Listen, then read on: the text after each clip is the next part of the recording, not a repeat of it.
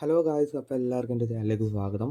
അപ്പോൾ ഇന്ന് നമുക്ക് കുറച്ച് മോഹൻലാലിൻ്റെ വാർത്തകളുണ്ട്. അപ്പോൾ മോഹൻലാലിൻ്റെ അടുത്തിറങ്ങാൻ പോണത് ഹൃദയപൂർവ്വം എന്ന സിനിമയാണ്. ഈ സിനിമ ഈ മാസം 28-ാം തീയതി ഇറങ്ങുന്നുണ്ട്. അപ്പോൾ സിനിമയ്ക്ക് ക്ലീൻ ന്യൂ സർട്ടിഫിക്കറ്റാണ് കിട്ടിയിരിക്കുന്നത്. ഇനി അടുത്തൊരു അപ്ഡേറ്റ് ആണ്, മോഹൻലാൽ ഇനി ഷൂട്ടിംഗ് ചെയ്യാൻ പോണത് തുടങ്ങാൻ പോണത് ദൃശ്യം 3 ആണ്. ബബ്ബയുടെ ഷൂട്ടിംഗ് കഴിഞ്ഞായിരുന്നു.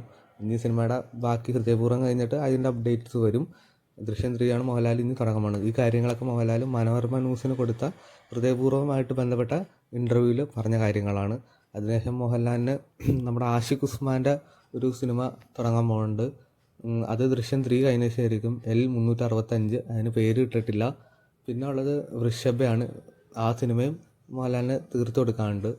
പിന്നെ ഉള്ളത് പല സിനിമകൾ മോഹൻലാൽ വരണ്ടെന്നാണ് അദ്ദേഹം പറഞ്ഞത്, ഹിന്ദിയിലായാലും തമിഴിലായാലും. പക്ഷേ യാതൊന്നും കമ്മിറ്റ് ചെയ്തിട്ടില്ല. അപ്പോൾ ഇത്രയും സിനിമകളാണ് നിലവിൽ മോഹൻലാലിന് വരാൻ പോണത്. അപ്പോൾ നിങ്ങൾ ഈ സിനിമയ്ക്കൊക്കെ വെയിറ്റ് ചെയ്യുകയാണെങ്കിൽ ജസ്റ്റ് ഒന്ന് കമൻറ്റ് ചെയ്തേരെ. അപ്പോൾ അടുത്ത സിനിമ എന്ന് പറയുന്നത് നമ്മുടെ പാട്രിയോട്ടാണ്. സിനിമയുടെ ടീം ഈ പേര് വെളിപ്പെടുത്തിയുള്ള മോഹൻലാൽ ഒരു ഇൻ്റർവ്യൂവിൽ പറഞ്ഞിട്ടുണ്ട്. ഈ സിനിമയിൽ മോഹൻലാലും മമ്മൂട്ടിയും കുഞ്ചാക്കോയും അങ്ങനെ ഒട്ടൊരു നിരവധി താരങ്ങളുണ്ട്. അപ്പോൾ ഈ സിനിമയുടെ ഷൂട്ടിംഗ് തൽക്കാലം നിർത്തി വെച്ചേക്കാണ്. കാരണം നിങ്ങൾക്കറിയാലോ, മമ്മൂട്ടിയുടെ ആരോഗ്യ പ്രശ്നങ്ങൾ ഇതൊന്ന് സ്റ്റോപ്പായിരുന്നു. അപ്പോൾ ഈ സിനിമ വീണ്ടും മമ്മൂട്ടി വന്നതോടെ ഇത് വീണ്ടും റീസ്റ്റാർട്ട് ചെയ്യും. അപ്പോൾ മൊത്തത്തിൽ പറയാൻ എന്താ, ഇനി മോഹൻലാലിൻ്റെ ഒരു കാലമാണ്. പിന്നെ നമ്മുടെ മമ്മൂട്ടി ചേട്ടനും രണ്ടുപേരും ഒരുമിച്ച് കാണും. അപ്പോൾ മോഹൻലാലിൻ്റെ കുറേ സിനിമകൾ വരാനുണ്ട്. ഞാൻ ഏറ്റവും കൂടുതൽ വെയിറ്റ് ചെയ്യണത് ബബ്ബയാണ്. അപ്പോൾ നിങ്ങൾ ഈ സിനിമയ്ക്കാണ് വെയിറ്റ് ചെയ്യണമെന്ന് ജസ്റ്റ് ഒന്ന് കമൻറ്റ് ചെയ്തേരാം.